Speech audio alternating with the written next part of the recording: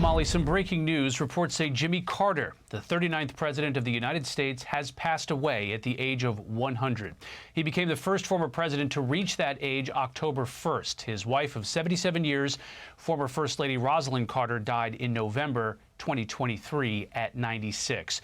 Carter was a peanut farmer from Plains, Georgia, who wore sweaters and had a down-home manner. He served in the Navy before turning to politics, first as a Georgia state senator and later as governor of the Peach State. Carter was elected president in 1976 in the wake of Watergate, defeating incumbent Gerald Ford. Carter's term was marred by domestic and foreign issues. He faced several economic challenges, including high inflation and gas shortages. He also struggled with problems overseas, most notably the Iran hostage crisis. Carter lost his 1980 bid for re-election to Ronald Reagan in a landslide. After leaving the White House, Carter devoted his post-presidency to humanitarian efforts. He focused and founded the Atlanta-based Carter Presidential Center to promote human rights across the globe and won the Nobel Peace Prize in 2002. He also worked extensively with Habitat for Humanity, volunteering to build houses well into his 90s. In February 2023, the Carter Center announced that he was receiving hospice care in his home at Plains, Georgia. Special report anchor Bret Baier takes a look back at Jimmy Carter's life, presidency, and legacy. I, Jimmy Carter, do solemnly swear. After the political trauma of Watergate, Jimmy Carter's squeaky clean Baptist background appealed to many Americans. As if to demonstrate there was a new way of doing things in Washington, he began his presidency on a frigid January day in 1977, walking instead of riding the length of Pennsylvania Avenue from the Capitol to the White House, the first president ever to do this. Born in Plains, Georgia in 1924 to peanut farming parents, Carter attended the Naval Academy, earning the rank of lieutenant. In 1946, he married Rosalind Smith and returned to Plains in 1953 to run the family farming business. It was there that Carter developed an interest in politics. He was elected state senator in 1962 and governor of Georgia in 1970. I am a candidate for president. When he announced plans to run for president in 1974, Carter was largely an unknown, but he managed to win his party's nomination and edge out incumbent President Gerald Ford by just 2% of the popular vote, one of the closest margins in recent history. President Carter's greatest triumph came in 1978, when he brokered marathon diplomatic talks between Israel's Menachem Begin and Anwar Sadat of Egypt. The resulting Camp David Accords ended years of fighting between the two countries. We've got to stop crying and start sweating, stop talking and start walking, stop cursing and start praying. The late 70s were a time of oil shortages, high unemployment, and double-digit inflation. Carter worked diligently to solve these problems, but the economy slipped into a recession. Then an event that would dominate the remainder of Carter's presidency. Iranian militants captured and held 52 American embassy employees hostage in Tehran. Unable to negotiate their release, Carter ordered a rescue mission, which ended in disaster. 8 American servicemen died when their helicopters collided in the Iranian desert. Americans in Iran were mistreated. In 1980, voters rejected Carter's bid for a second term. And to add insult to injury, on the day he left office, the American hostages in Tehran were released to the new Reagan administration.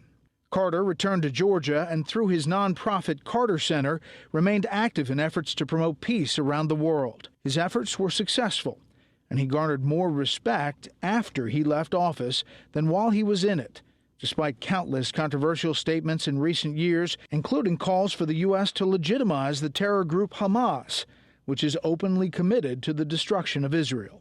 He helped convince Haitian military dictator Raúl Cedras to relinquish control of the island nation to elected leader Jean-Bertrand Aristide. He monitored elections in Nicaragua and helped end a standoff over inspection of nuclear facilities between the U.S. and North Korea. Carter was often seen with hammer in hand, building homes for the poor as part of his continuing support for the Habitat for Humanity project.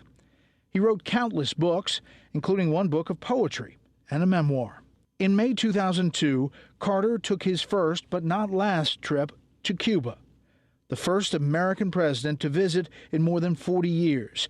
He called for the U.S. to end its trade embargo while challenging Fidel Castro to institute democratic reforms. Later that year, the former president won the Nobel Peace Prize for, quote, his decades of untiring effort to find peaceful solutions to international conflicts. During a trip to the Middle East in the summer of 2009, an alleged assassination plot by an al-Qaeda-linked group was uncovered, though the president's aides said they had no knowledge of the plot against him. In the summer of 2010, Carter traveled to North Korea, successfully securing the release of an American citizen who had been sentenced to 8 years of hard labor after allegedly entering the country illegally.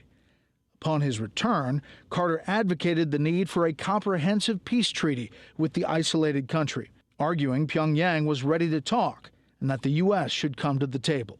Carter didn't hesitate to criticize the only other living president to be awarded the Nobel Peace Prize, denouncing President Obama for carrying out widespread drone strikes and warrantless wiretapping. He also said the Obama administration waited too long to respond to the rising threat of ISIS. Just months later, Carter announced he had melanoma that had spread to his liver and brain, tackling the diagnosis with a measure of faith and fortitude. Through his cancer treatment, the former president remained active, continuing his charitable and religious activities. I don't know what the results will be, but I'm ready for whatever comes. Months later, he was declared cancer-free. He continued to hammer away at his charitable work with Habitat for Humanity all the way into his 90s. I feel like we always get more out of it than we put into it, although we work sometimes very hard and overwork on occasion. And in one of his last major public appearances, made a show of bipartisanship, joining 4 other living presidents at the funeral service of George H.W. Bush in 2018. Second chances. James Earl Carter thrived on them. I've had a wonderful life. I've had thousands of friends, and I've had an exciting and adventurous and gratifying existence. And over time, Americans developed a renewed appreciation for a man who resoundingly lost a re-election bid. This gentleman farmer from Plains, Georgia, who rose to become the 39th president of the United States. In Washington, Bret Baier, Fox News. Hey, Sean Hannity here. Hey, click here to subscribe to Fox News YouTube page and catch our hottest interviews and most compelling analysis. You will not get it anywhere else.